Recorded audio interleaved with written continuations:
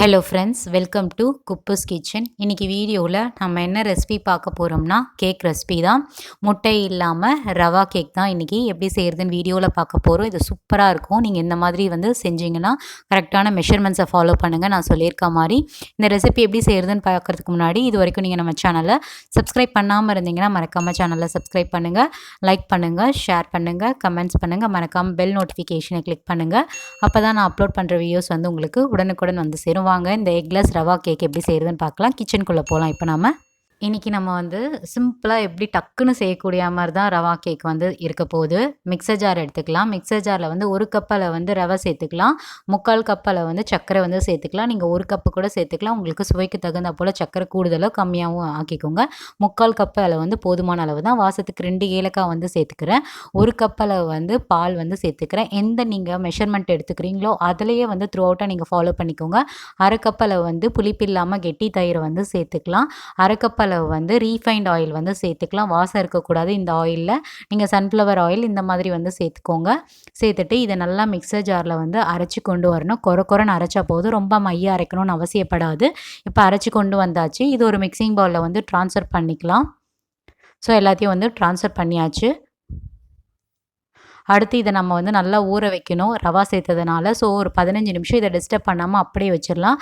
அந்த கேப்பில் நம்ம ப்ரீ ஹீட் பண்ணணும் கடாயை. ஸோ கடாயில் ஒரு பிளேட்டை வச்சுட்டு ப்ரீ ஹீட் ஒரு 10 நிமிஷம் பண்ணி வச்சிடலாம். லோ ஃப்ளேம்லேயே வச்சு இதை ப்ரீ ஹீட் பண்ணணும். ஹை ஃப்ளேம் வச்சிங்கன்னா கருக சான்சஸ் உண்டு.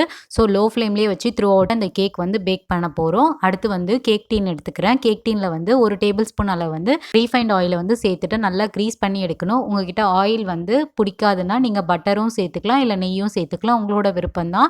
இப்போ இதை நல்லா க்ரீஸ் பண்ணி எடுத்தாச்சு. அடுத்து நான் பட்டர் ஷீட்டு தான் நான் சேர்க்க போகிறேன். நான் சர்க்கிள் ஷேப்பில் கட் பண்ணி பட்டர் ஷீட்டை வச்சுட்டேன். பட்டர் ஷீட் மேலேயும் கொஞ்சம் ஆயிலை அப்ளை பண்ணி உங்ககிட்ட பட்டர் ஷீட் இல்லைனாலும் பிரச்சனை இல்லை. நம்ம மைதா மாவோ இல்லை கோதுமை மாவோ டஸ்ட் பண்ணி எடுத்தால் போதும். இப்போ 10 நிமிஷம் கழித்து எடுத்து பார்க்கலாம். ரவை நல்லா ஊறி வந்துருச்சு. இப்போ நம்ம பேக்கிங் சோடா, பேக்கிங் பவுடர் சேர்க்க போகிறோம். பேக்கிங் பவுடர் பார்த்திங்கன்னா 1 டேபிள் ஸ்பூன் அளவு சேர்க்கணும். பேக்கிங் சோடா பார்த்திங்கன்னா 1/2 டேபிள் ஸ்பூன் அளவு சேர்க்கணும். இதெல்லாம் சேர்த்தாச்சு. அடுத்து ஒரு கைப்பிடி அளவு டூட்டி ஃப்ரூட்டி தான் நான் சேர்த்துக்கிறேன். இது ஆப்ஷனல் தான். உங்ககிட்ட என்ன நட்ஸ் இருக்கோ அதை சேர்த்துக்கோங்க. இதை இல்லைனாலும் பரவாயில்ல, நீங்கள் எம்டியாக கூட இருக்கலாம். அடுத்து நம்ம இதை நல்லா மிக்ஸ் பண்ணி எடுக்க போகிறோம். இப்போ கொஞ்சம் கெட்டியாக இருக்கும். கொஞ்சமாக பால் சேர்த்துக்கலாம். ஸோ இந்த கெட்டினஸை பிரேக் பண்ணுறதுக்காக தான் கொஞ்சமாக பால் சேர்த்துக்கிறேன். சேர்த்துட்டு ஒரே டைரெக்ஷனில் நம்ம நல்லா மிக்ஸ் பண்ணி எடுக்கணும். இப்போ நல்லா மிக்ஸ் பண்ணி எடுத்தாச்சு.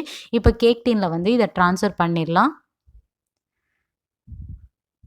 ஸோ இப்போ இதை கேக் டீனில் கம்ப்ளீட்டாக ட்ரான்ஸ்ஃபர் பண்ணிட்டோம். இப்போ இதில் இருக்க ஏர் பபிள்ஸ் எல்லாமே ரிலீஸ் ஆகணும். ஸோ இந்த மாதிரி தட்டி எடுத்துக்கோங்க. ஸோ உள்ளே இருக்க ஏர் பபிள்ஸ் எல்லாமே கம்ப்ளீட்டாக ரிமூவ் ஆயிரும். இப்போ ஏற்கனவே கடாய் ப்ரீ ஹீட் பண்ணி வச்சுருந்தேன் பார்த்தீங்களா. ஸோ அது ப்ரீ ஹீட் ஆனதை லெட்டை ரிமூவ் பண்ணிடலாம். ரொம்ப சூடாக இருக்கும். ஸோ பார்த்து எடுங்க. எனக்கு 2 முறை கை சுட்டுருச்சு தெரியாமல். இப்போ நம்ம தயார் பண்ணி வச்சுருந்த கேக் டீன் உள்ளே பொறுமையாக பார்த்து பத்திரமா உள்ளே வைங்க. இப்போ நம்ம கேக் வேக வச்சு எடுக்கணும். அகைன் நம்ம இதுக்கு மேலே நான் டூட்டி ஃப்ரூட்டி சேர்த்துக்கிறேன். இதுவும் ஆப்ஷனல் தான். உங்ககிட்ட இருந்தால் டூட்டி ஃப்ரூட்டி சேர்த்துக்கோங்க. அப்படி இல்லைன்னா நீங்கள் நட்ஸ் சேர்த்துக்கோங்க.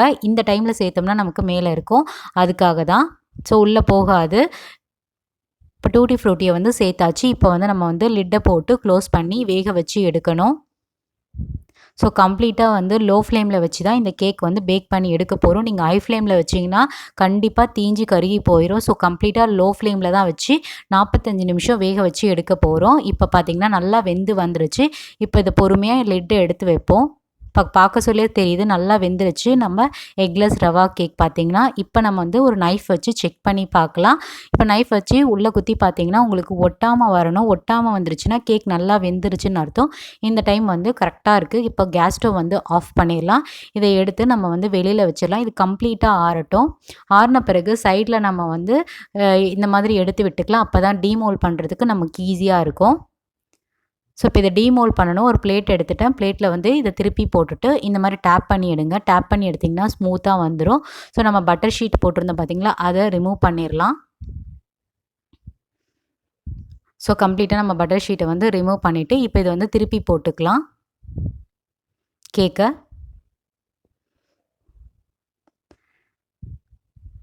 ஸோ இப்போ நம்ம கேக்கை வந்து திருப்பி போட்டாச்சு. சூப்பராக சாஃப்டாக நமக்கு வந்து எக்லெஸ் ரவா கேக் வந்து தயாராகிடுச்சு.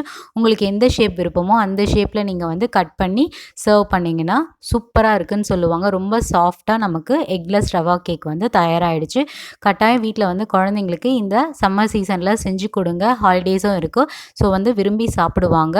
ரொம்ப சாஃப்டாக ஃப்ளஃபியாக வந்திருக்கு இந்த எக்லெஸ் ரவா கேக்கு. முட்டை பிடிக்காதவங்களுக்கு கண்டிப்பாக இந்த ரெசிபி வந்து ஒரு வரப்பிரசாதமாக இருக்கும். இந்த ரெசிபிக்கு பெருசாக மெனக்கெடணும்னு அவசியப்படாது. டக்குன்னு வந்து மிக்சர் ஜாரில் எல்லாமே சேர்த்துட்டு கிரைண்ட் பண்ணி எடுத்து டின்னில் சேர்த்துட்டோம்னா சிம்பிளாக ஈஸியாக வந்து எக்லெஸ் ரவா கேக் வந்து தயாராகிடும். உங்களுக்கு இந்த ரெசிபி பிடிச்சிருந்தால் மறக்காமல் சேனலை சப்ஸ்கிரைப் பண்ணிவிட்டு சப்போர்ட் பண்ணுங்கள். கட்டாயம் இந்த ரெசிபியை ஒரு முறை உங்கள் வீட்டில் செஞ்சு பார்த்துட்டு எப்படி இருக்குன்றது எங்களுக்கு மறக்காமல் கமெண்ட்ஸில் தெரியப்படுத்துங்க. இந்த ரெசிபி உங்களுக்கு பிடிச்சிருந்தால் மறக்காமல் சேனலை சப்ஸ்கிரைப் பண்ணிவிட்டு சப்போர்ட் பண்ணுங்கள். இதே போல் வேறு ஒரு டிஃப்ரெண்ட்டான ரெசிபி வீடியோவில் நம்ம சந்திக்கலாம். பை.